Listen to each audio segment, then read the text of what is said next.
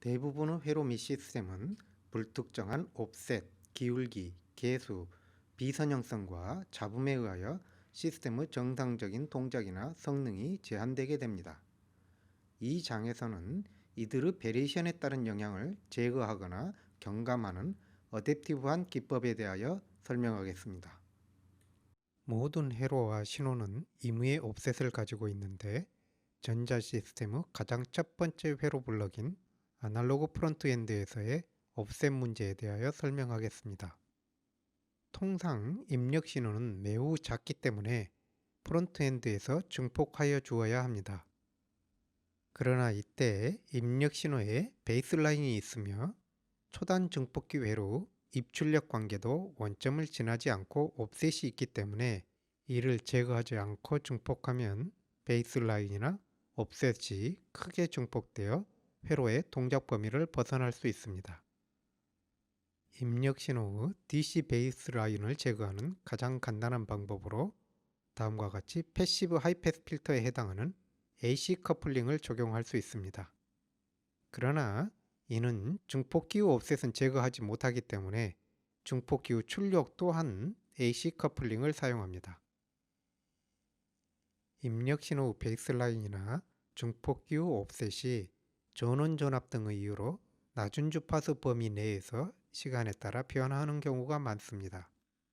이러한 저주파 성분을 억제하기 위하여 다음과 같이 증폭기후 출력을 로우 패스 필터링하여 피드백하면 입력 신호 액세스 및 증폭기의 저주파 잡음 NS에 대하여 다음과 같이 하이패스 필터를 형성하여 낮은 주파수 잡음을 감쇄시킬 수 있습니다. 디스크리트 타임 서킷에서 입력 및 증폭기의 옵셋을 제거하는 코릴레이티드 더블 샘플링 기법에 대하여 설명하겠습니다. 증폭기의 옵셋은 옵셋이 없는 이상적인 앰프 입력에 옵셋 전압이 직렬 연결된 것으로 모델링하여 다음과 같은 식으로 표현할 수 있습니다. 이와 같은 증폭기에 스위치를 이용하여 입력과 출력이 동일하도록 하면 이 증폭기의 이득이 충분히 크다면 입출력 전압은 옵셋 전압과 같아지기 때문에 이 옵셋 전압을 캐패시터에 저장합니다.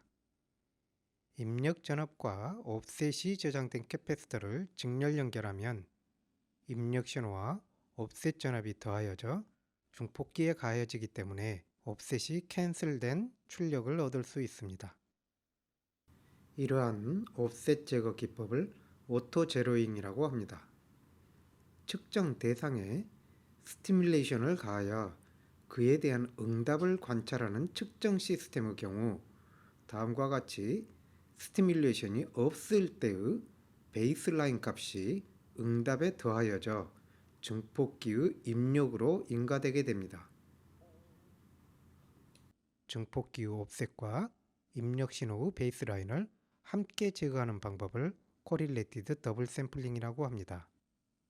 예를 들어 레이저를 이용한 장애물을 검출하고자 할 때 레이저가 켜져 있지 않을 때 앰비언트 조명에 의하여 피사체로부터 반사되어 포토 디텍터에 들어오는 광량이 베이스라인을 형성하고 레이저를 켰을 때는 앰비언트에 레이저가 더하여진 조명에 의하여 피사체로부터 반사된 광량이 포토 디텍터로 들어오기 때문에 이 두 페이지에서 포토 디텍터 출력의 차이가 레이저라는 스티뮬레이션에 반응한 실제 결과입니다. CDS는 오토 제로잉과 마찬가지로 다음과 같은 간단한 스위치드 캐패시터 회로로 구현할 수 있는데 디지털 알고리즘으로도 흔히 사용되는 기법입니다. B1일 때 입력의 베이스라인과 증폭기의 옵셋 전압의 차를 캐패시터에 샘플링하고 P2일 때 스티뮬레이션에 반응한 신호가 더하여진 입력 전압에 캐패시터를 직렬 연결하여 증폭기에 가하면 다음과 같이 옵셋이 제거되고 자극에 반응한 신호 성분만이 증폭된 출력을 얻을 수 있습니다. CDS는 연속된 두 샘플의 차를 구하여 내보내는 디스크리트 타임 오퍼레이션이므로 디스크리트 타임 미분인 하이패스 필터에 상응합니다. 그러므로 입력 신호의 낮은 주파수 성분의 옵셋 또는 베이스라인이 제거될 뿐만 아니라 증폭기가 발생시키는 낮은 주파수 플리커 잡음을 제거하는 효과 또한 가지고 있습니다.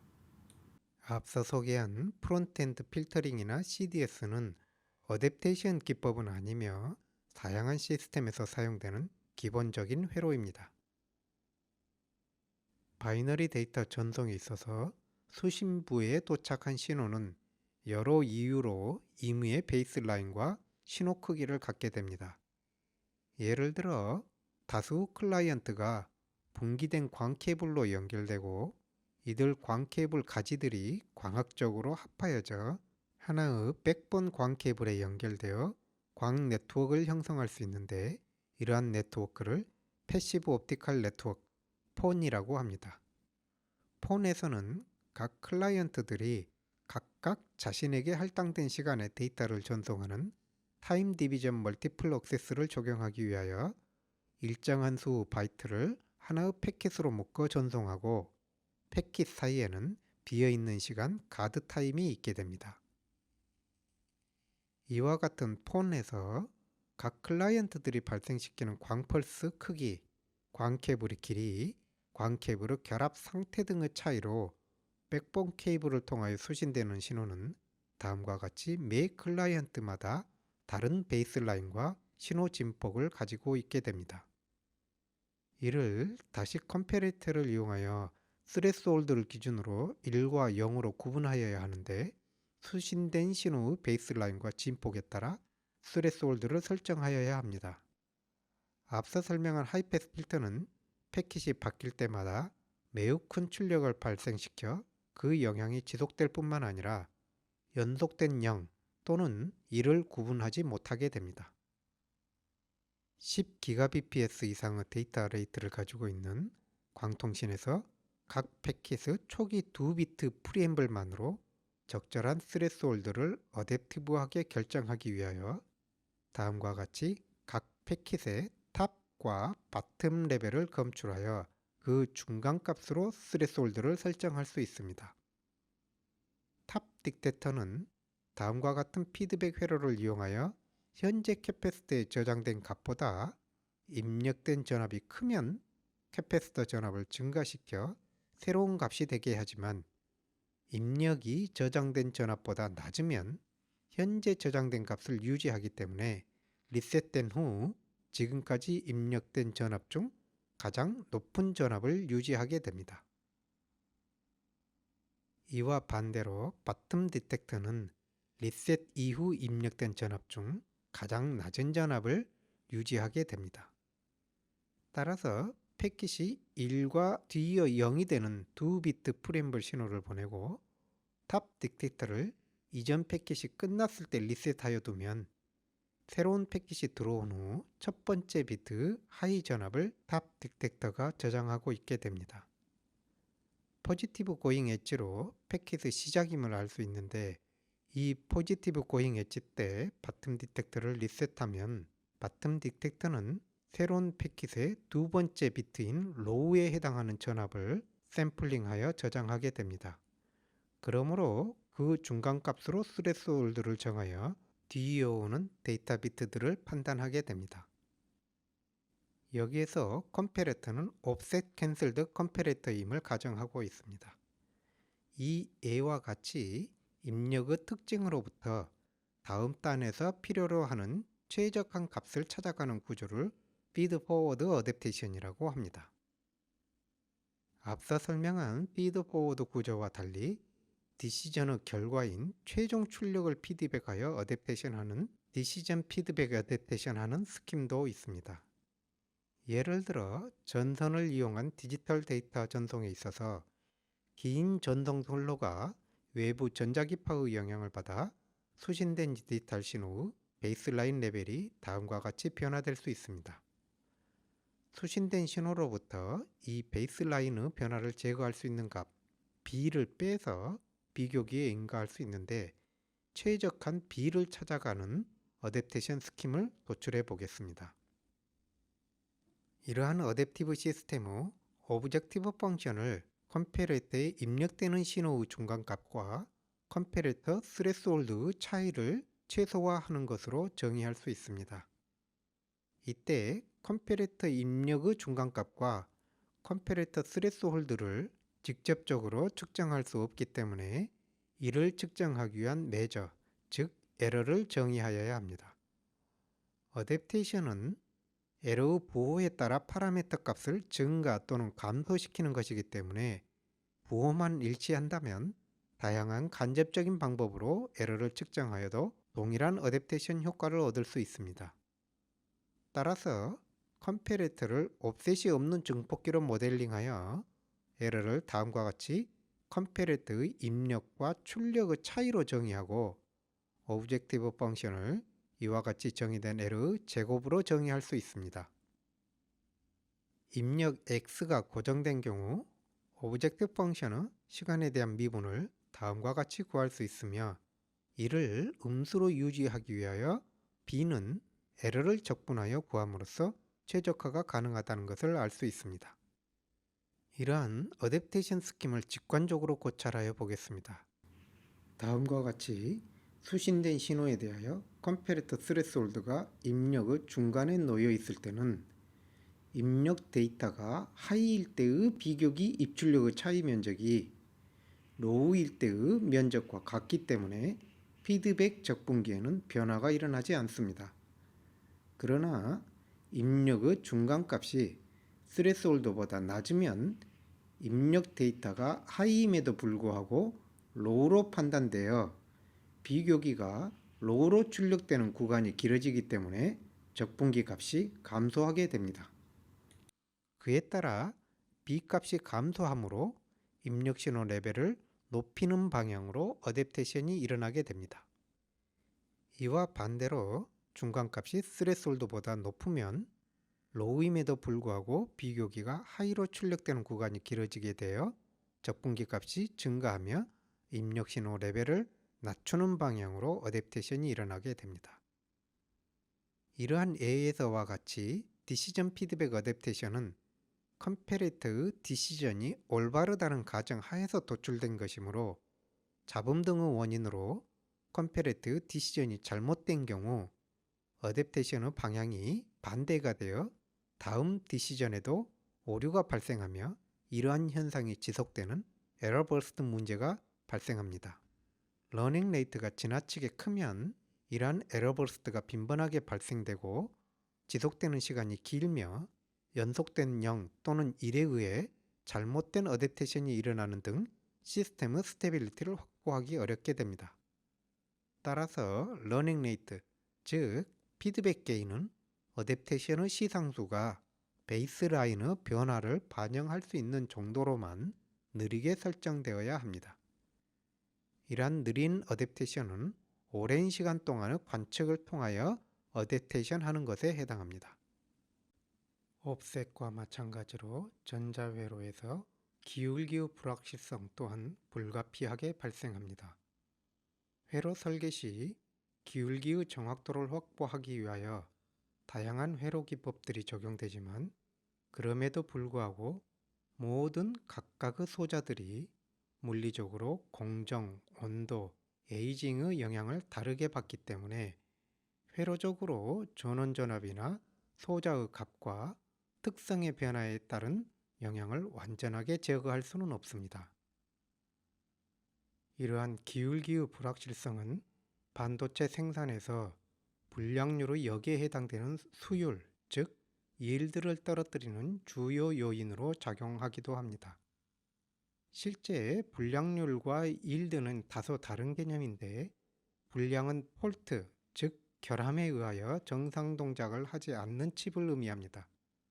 그러나 yield는 결함이 있는 것은 아니나 옵셋, 기울기의 변화가 시스템에서 요구하는 범위를 벗어나서 시스템 제작에 사용될 수 없는 칩을 제외한 실제 시스템 제작에 안전하게 사용할 수 있는 칩의 비율을 의미합니다.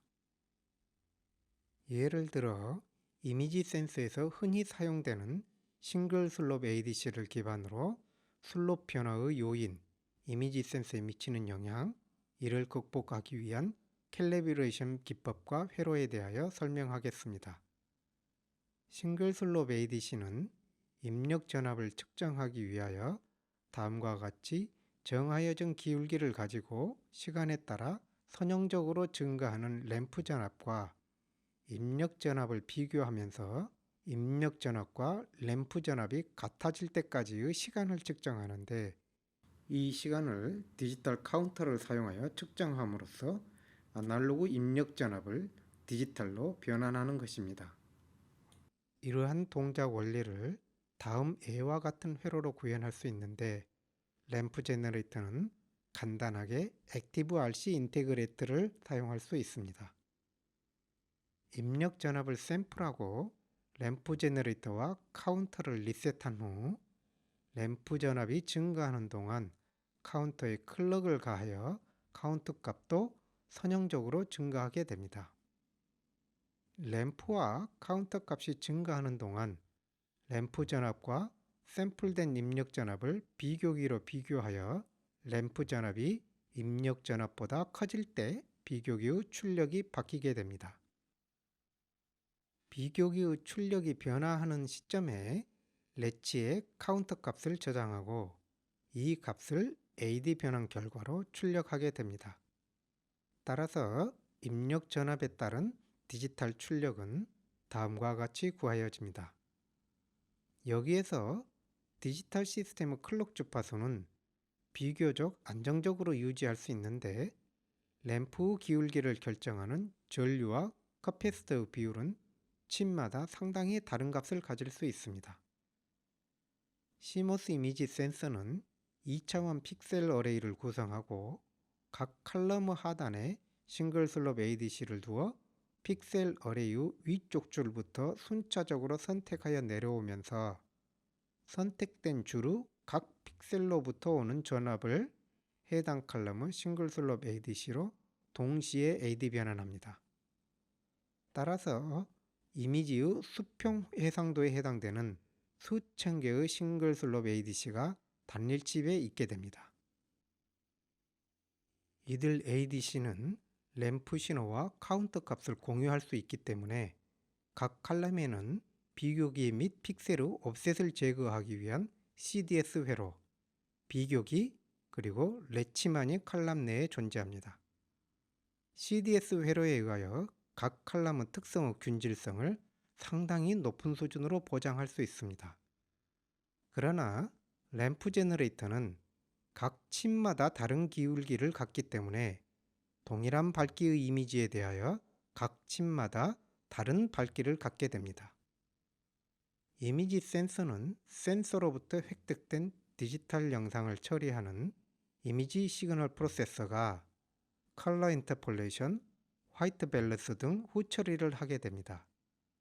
그러나 AD 변환 이득의 오차가 알고리즘에서 가정한 범위를 벗어나면 화질이 매우 나빠지기 때문에 생산된 각 칩의 기울기 특성을 측정하여 일정 이득 범위 이내에 들어오는 칩만을 선택하고 시스템에 적용할 수 있습니다.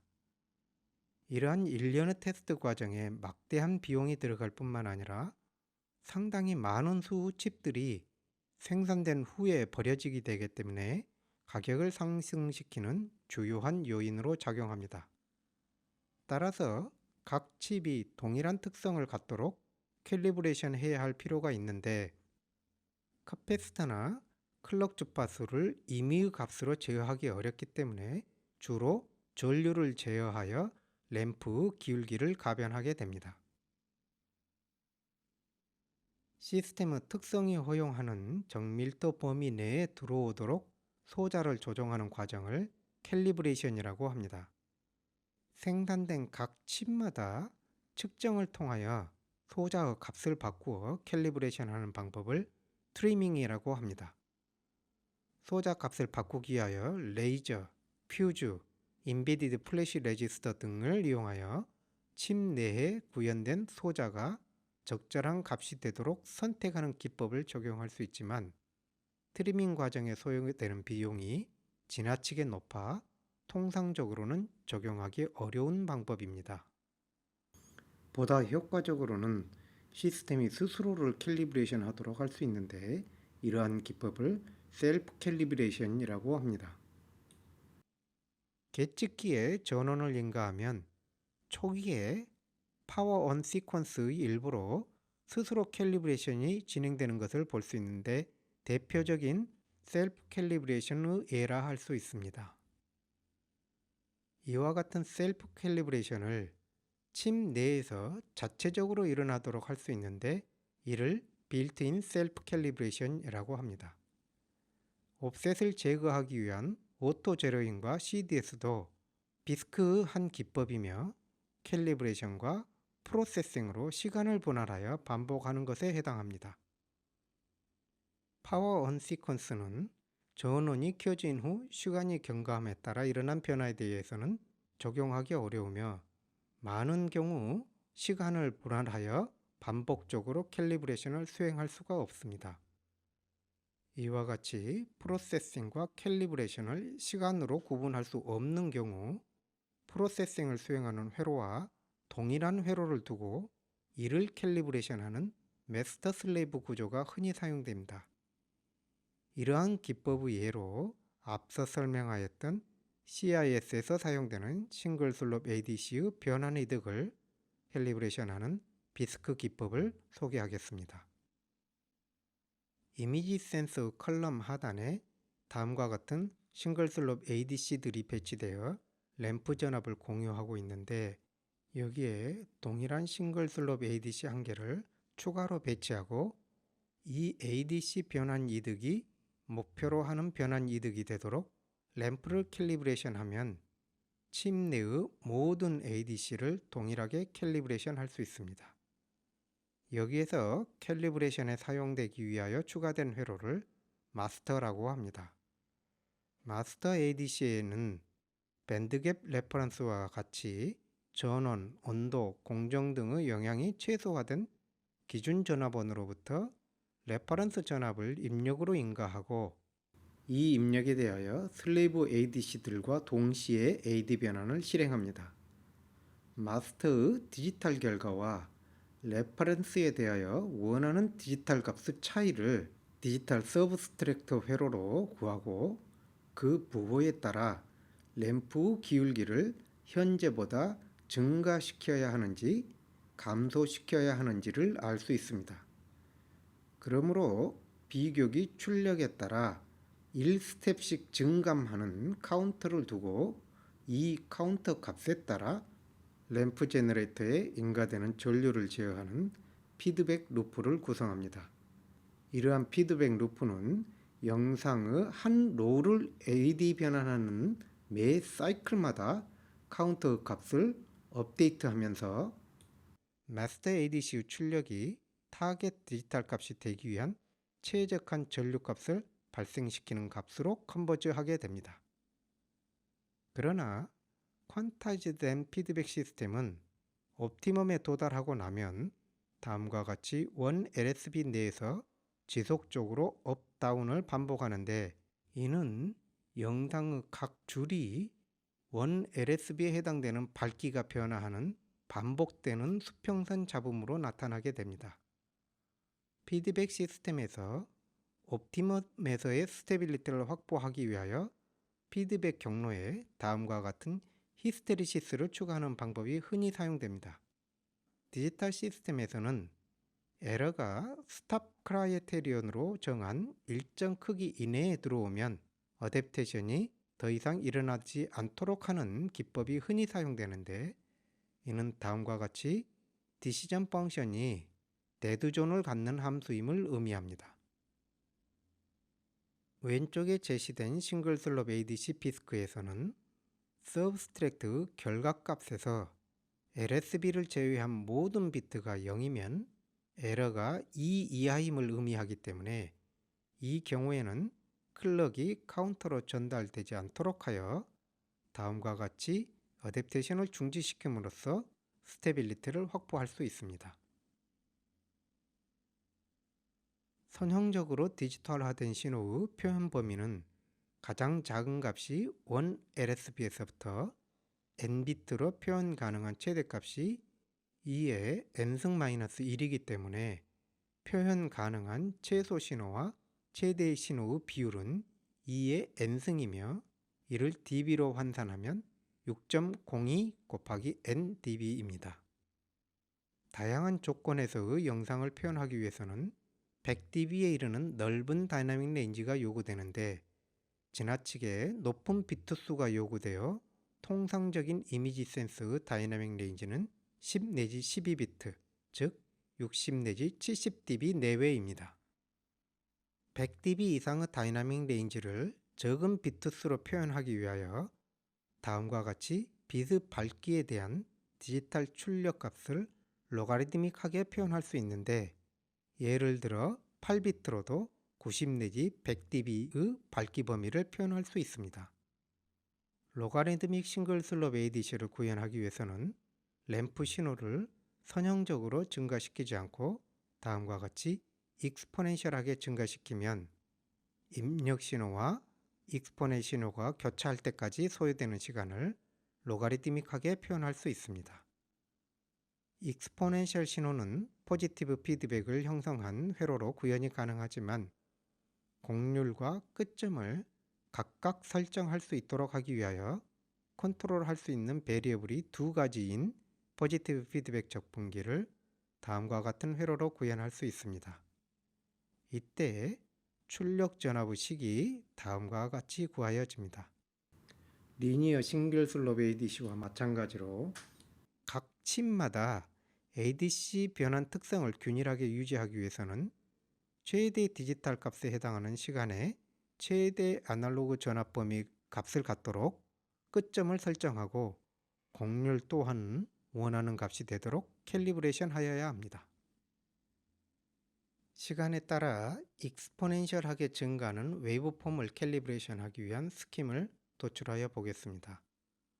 앞서 구한 식의 익스포넨셜 함수에 대하여 다음과 같은 디자이드 웨이브폼과의 에러를 끝 지점과 중간 지점에서의 차이 EF와 EM으로 정의하고 에러 펑션을 각 에러의 제곱으로 정의할 수 있습니다. 각 에러가 0이기 위한 조건은 다음과 같이 구할 수 있습니다.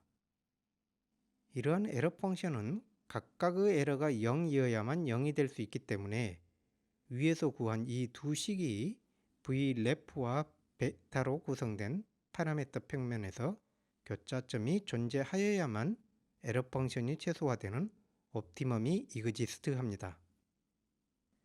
이는 기울기가 다른 두 지수 함수적 곡선으로 나타나는데 반드시 일사분면에서 하나의 교차점, 즉 옵티멈을 갖게 되므로 옵티멈이 이그지스트하고 유니크함을 확인할 수는 있지만 그 값을 클로즈드 폼으로 구해낼 수는 없습니다.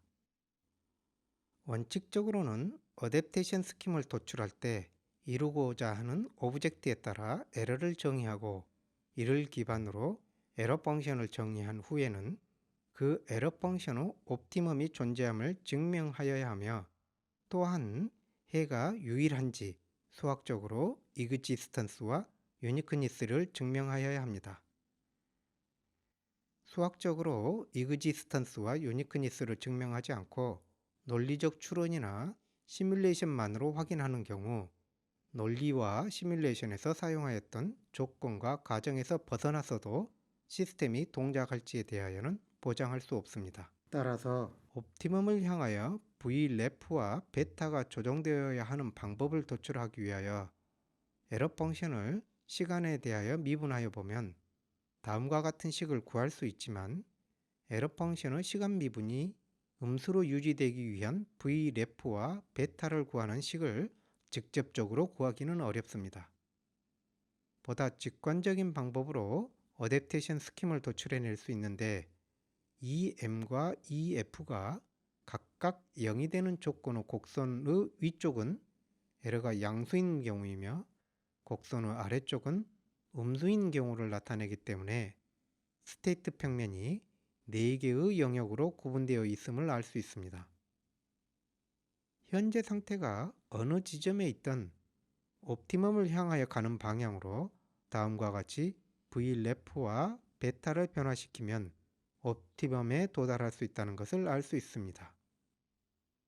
이러한 고찰로부터 각 영역에서의 어댑테이션 방향을 다음과 같은 테이블로 정리할 수 있습니다.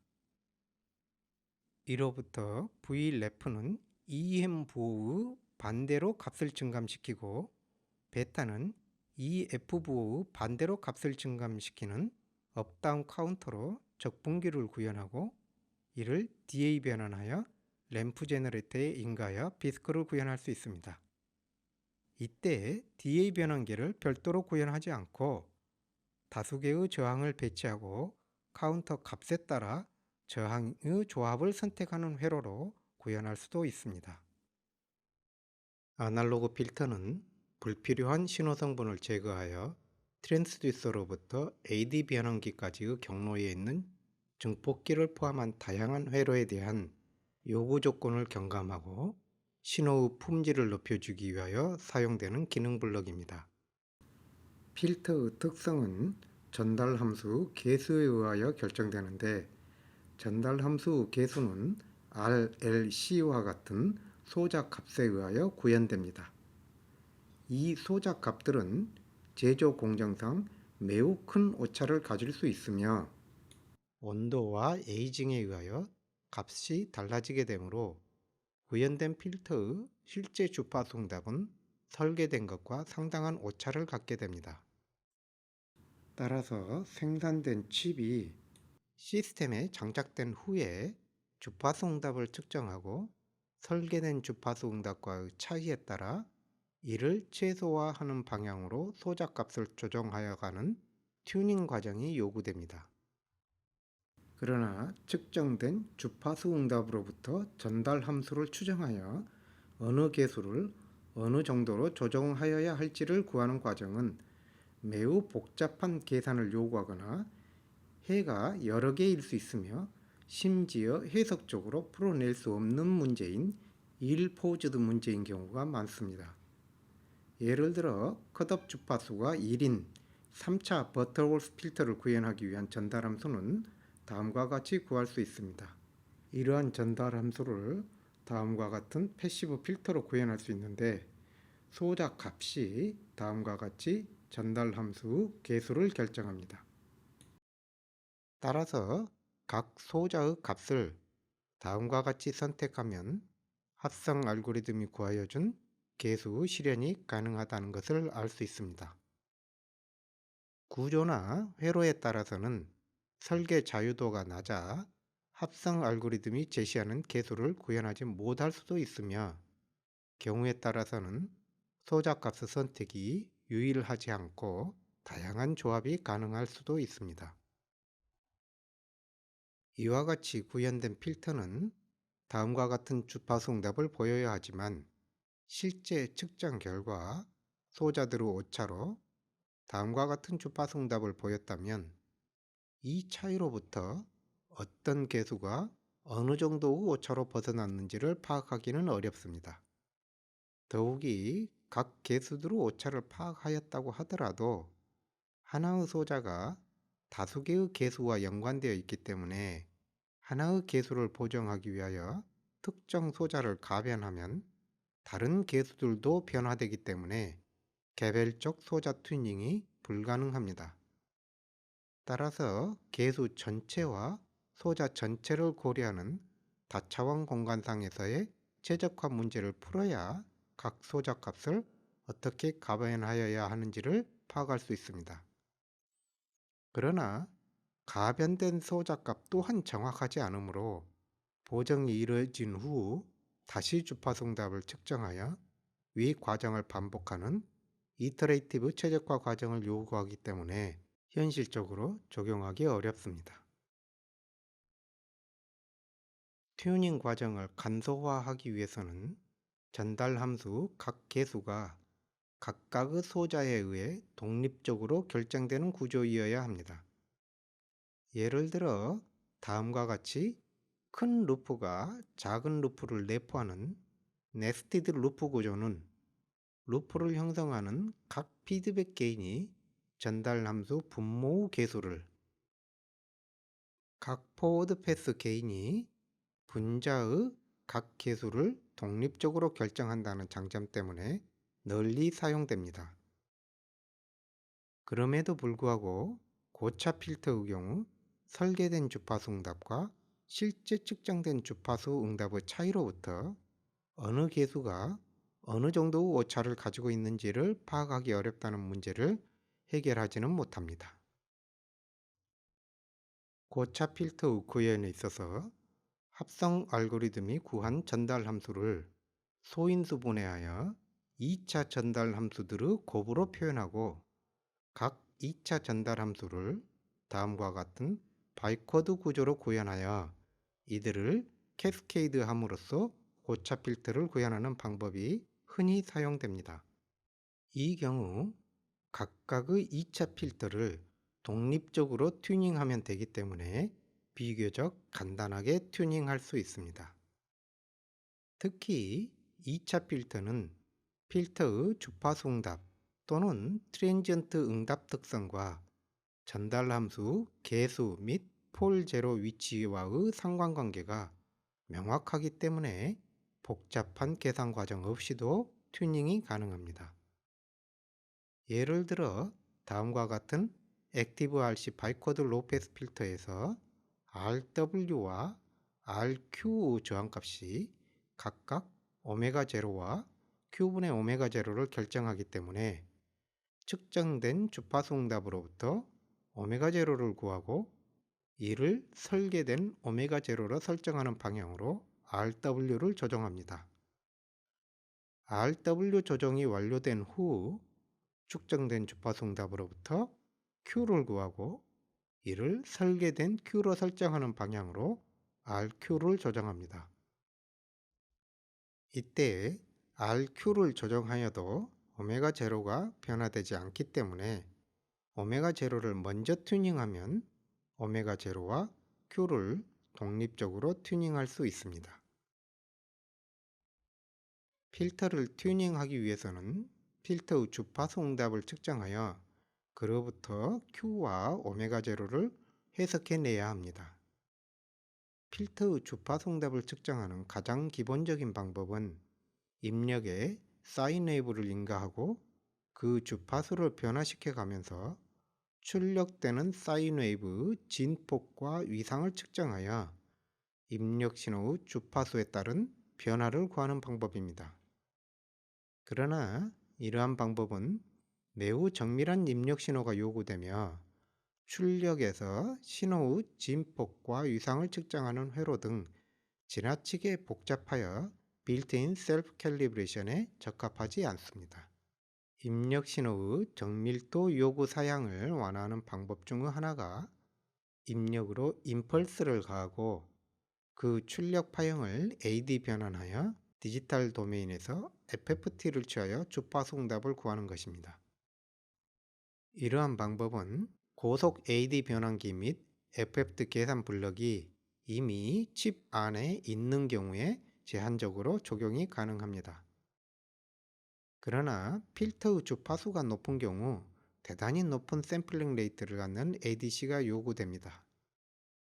ADC 요구 사양을 경감하기 위하여 다음과 같이 렉티파이어를 이용하여 인벨로프를 구하고 이를 AD 변환하고 이 파형으로부터 Q 값을 계산해내고 제로 크로싱 디텍터와 게이티드 카운터를 이용하여 진동 주파수를 측정할 수 있습니다.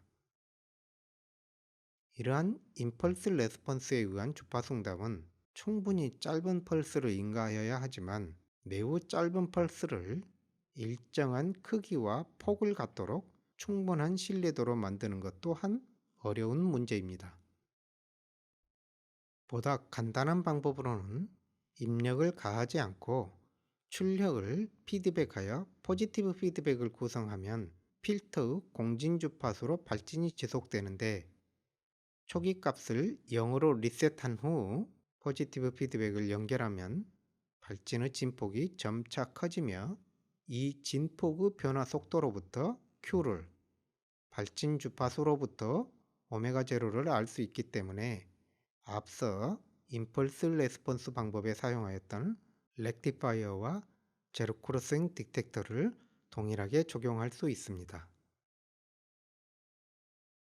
필터를 튜닝하기 위해서 주파수 응답을 측정하는 방법은 오버헤드가 지나치게 커서 디스크에 적용하기는 어렵기 때문에 타임 도메인에서 스텝 레스폰스를 이용하여 튜닝하는 간단한 방법을 소개하겠습니다.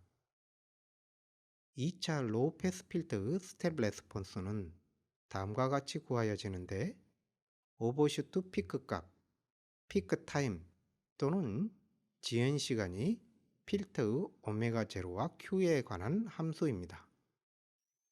따라서 주파수 응답 측정 없이 오버슈트 피크와 시간을 설계된 필터가 가져야 하는 값으로 튜닝하면 그 필터의 주파수 응답이 설계된 주파수 응답에 일치하게 됩니다. 오버슈트 피크와 피크 타임은 앞서 패시브 옵티컬 네트워크에서 중간값을 어댑테이션 하기 위하여 사용하였던 탑 디텍터를 사용할 수 있습니다.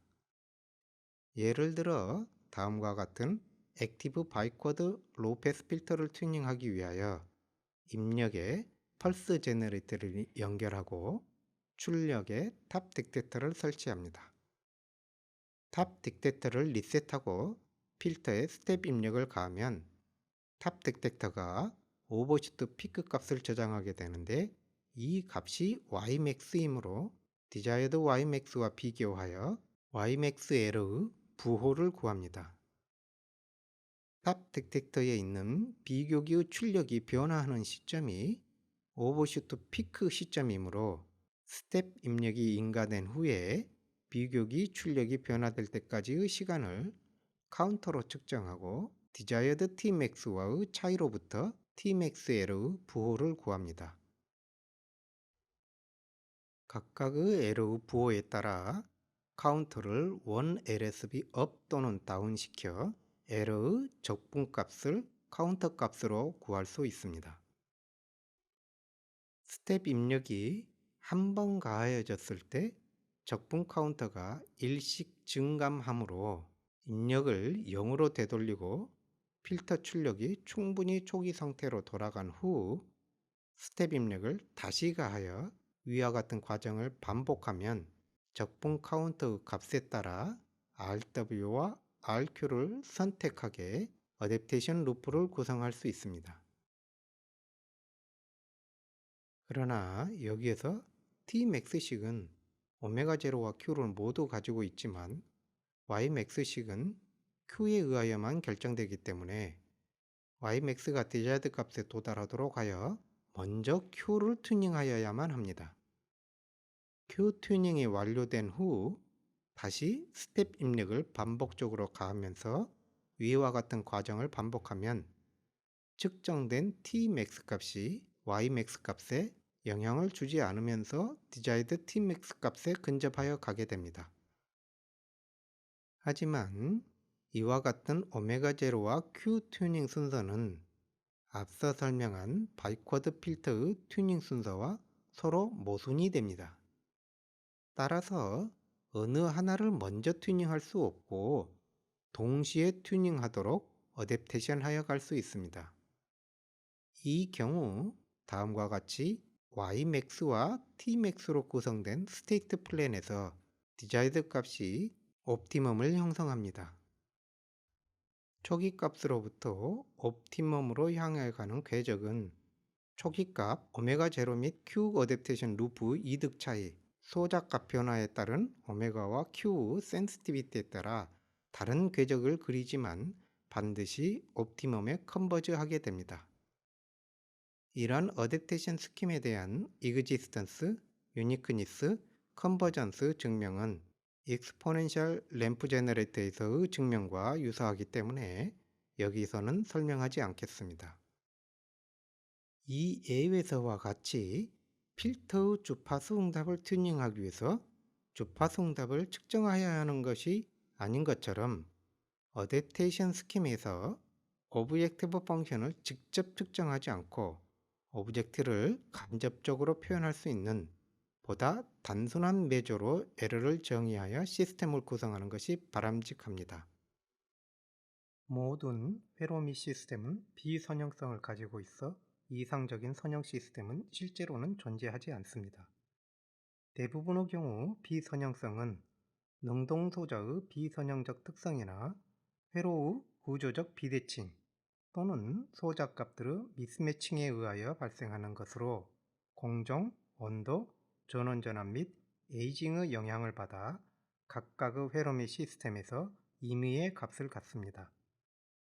비선형성은 DC 특성 곡선에서 구조에 의하여 결정되는 특징적이며 반복적인 패턴을 갖는 에러를 유발하는데 다음과 같은 고차항으로 모델링 될 수 있습니다.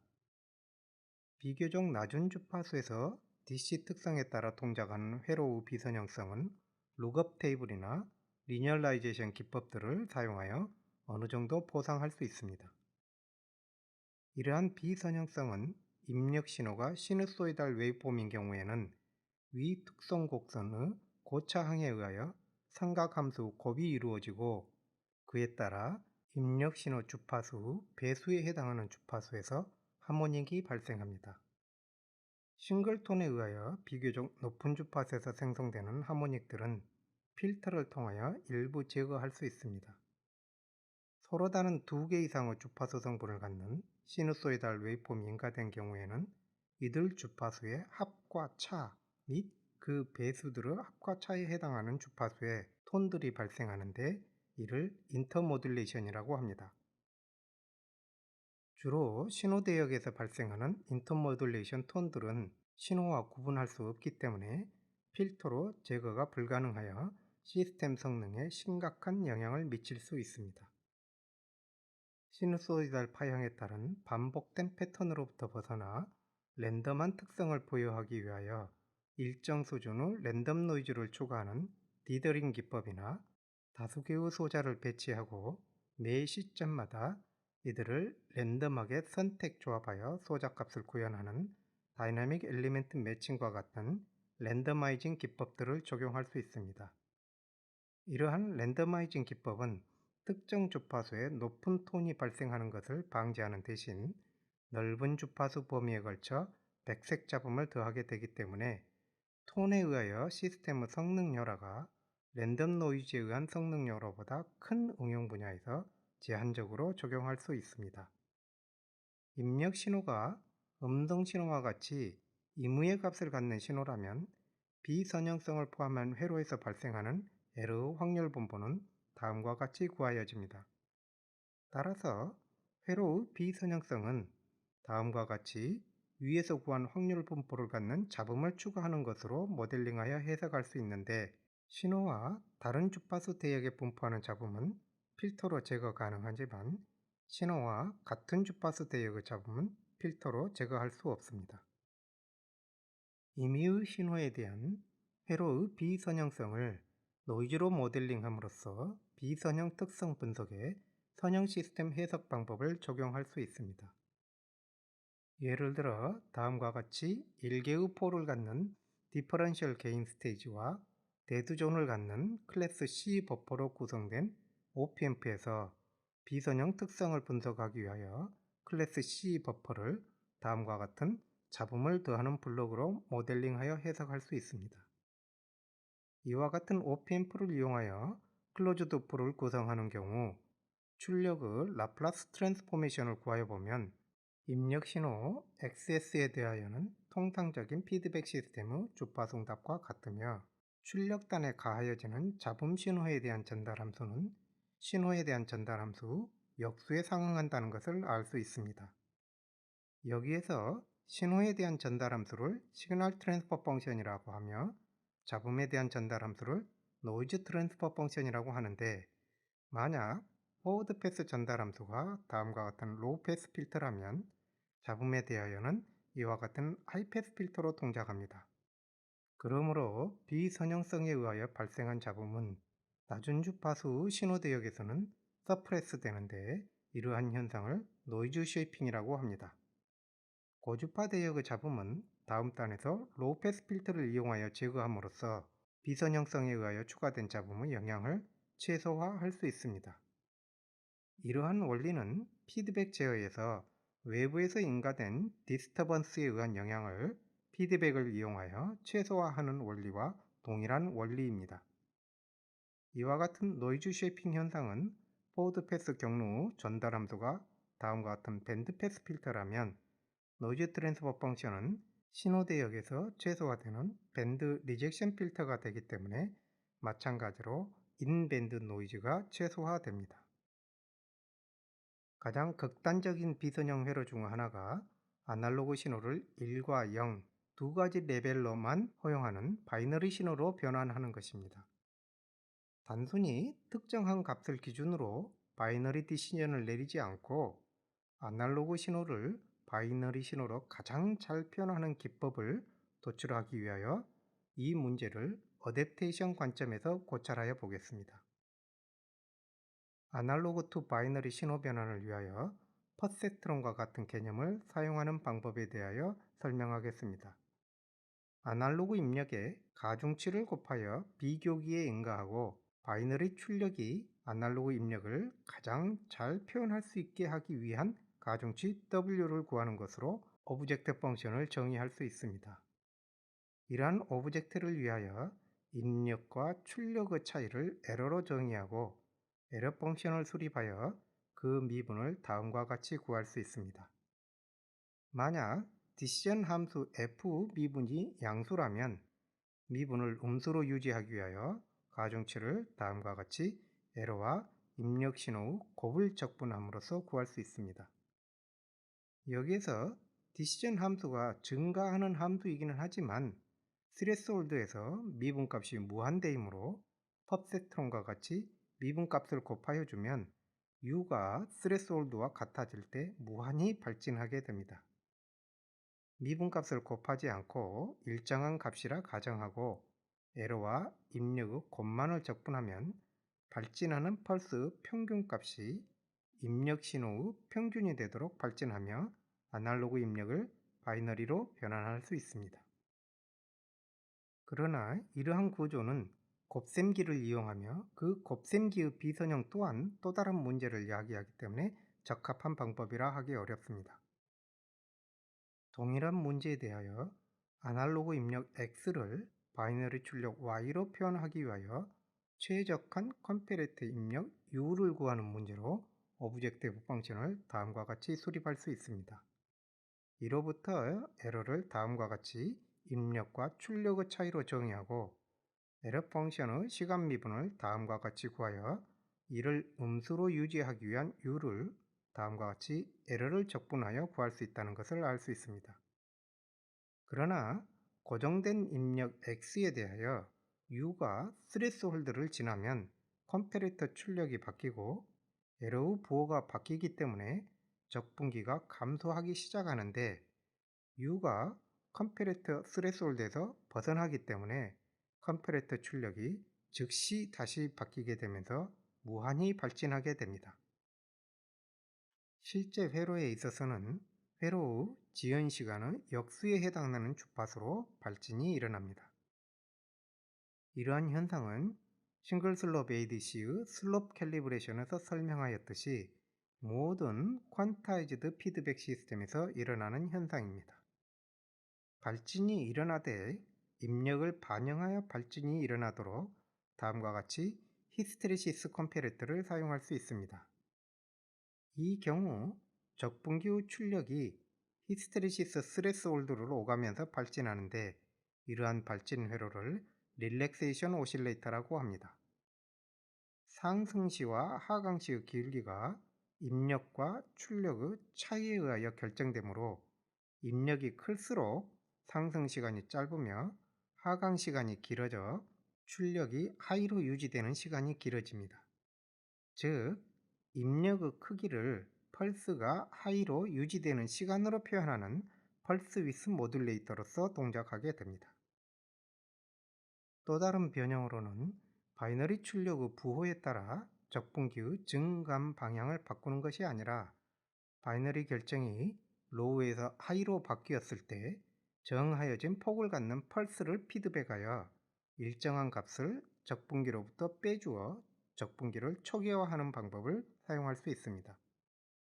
적분기 값이 초기화된 후 바이너리 출력이 로우로 돌아가게 되며 에러가 양수이므로 적분기 출력이 다시 증가하기 시작합니다. 이때 적분기의 출력이 증가하는 기울기는 입력 신호의 크기에 의하여 결정되기 때문에 일정한 폭의 펄스가 입력의 크기에 비례한 레이트로 발생하는 펄스 코디드 모듈레이션으로 동작하며 이러한 구조를 델타 시그마 모듈레이터라고 합니다. 이 세 가지 기법 모두 컴패레이터의 스레스홀드가 어떠한 값을 갖든지 적분기 출력이 최적한 값으로 어댑티브하게 설정되어 펄스의 평균값이 입력값과 같도록 펄스가 발생하기 때문에 PVT 및 에이징의 영향을 받지 않는 아날로그 투 바이너리 모듈레이션을 실현할 수 있습니다. 노이즈 쉐이핑과 델타 시그마 모듈레이션의 개념을 확장하여 다른 ADC 구조로는 도달할 수 없는 고해상도 ADC를 실현할 수 있습니다. 통상적인 ADC는 한정된 구간의 수로 값을 표현하기 때문에 발생하는 이론적인 퀀타이제이션 에러 이외에도 PVT와 에이징에 의한 비선형성 및 회로 잡음에 의하여 실현할 수 있는 해당도는 12비트를 넘기 어렵습니다. 델타 시그마 모듈레이터의 비교기를 일반적인 ADC 구조로 구현된 멀티비트 퀀타이저로 대체하고 멀티비트 출력을 DAC를 이용하여 아날로그로 변환하여 피드백합니다. 포워드 패스에는 고차 전달 함수를 갖는 필터를 두어 노이즈 쉐이핑이 일어나도록 합니다.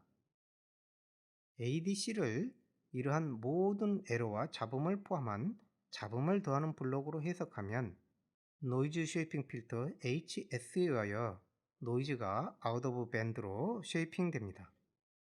예를 들어 HS가 원점에 폴이 있는 N차 로우패스 필터라면 출력의 라플라스 트랜스포메이션은 다음과 같이 구하여지며 노이즈 트랜스퍼 펑션은 원점에서 0이며 주파수가 높아질수록 1에 수렴하는 다음과 같은 하이패스 필터임을 알 수 있습니다. 따라서 ADC에 의하여 발생한 잡음은 주파수에 따라 이만큼의 비율로 억압되는데 차수가 높을수록 낮은 주파수에서의 잡음이 작아집니다.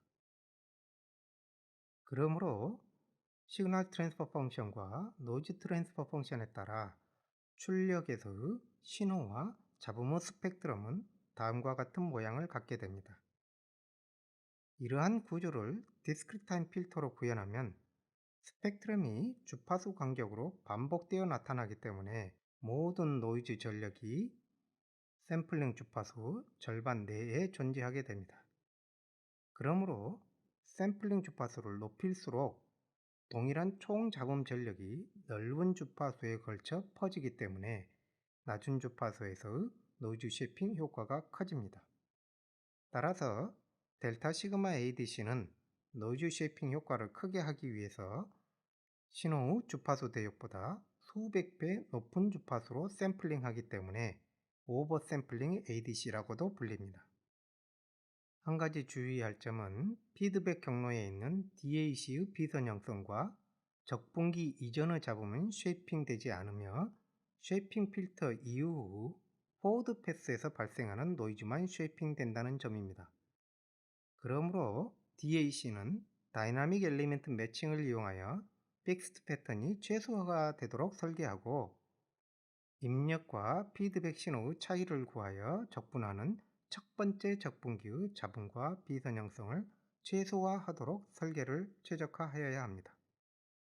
델타 시그마 모듈레이터의 디지털 출력은 높은 주파수에 매우 큰 잡음이 존재하고 신호 주파수에 비하여 지나치게 높은 샘플링 레이트를 가지고 있기 때문에 디지털 필터를 이용하여 인밴드 신호를 통과시키고 아웃 오브 밴드 노이즈를 차단합니다. 이를 위하여 로우 패스 필터를 이용하여 고주파 잡음을 경감시킨 후 샘플링 레이트를 낮추는 데시메이션을 하게 되는데 고차의 디지털 필터를 사용하지 않고 낮은 차수의 필터링 후에 데시메이션하고 이를 다시 필터링하고 데시메이션을 하는 과정을 캐스케이드로 구현하는 구조가 일반적으로 적용됩니다. 이때 뒷단으로 갈수록 데이터 레이트는 낮아지지만 디지털 값의 비트 수는 높아져 최종적으로는 낮은 레이트, 고해상도 디지털 값을 얻게 됩니다. 여기에서는 델타 시그마 ADC를 아날로그 신호를 최적화하게 디지털 신호로 변환하는 어댑티브 시스템 관점에서 간단하게 설명하였지만 델타 시그마 ADC에 대한 자세한 설명은 별도의 강좌를 참고하기 바랍니다.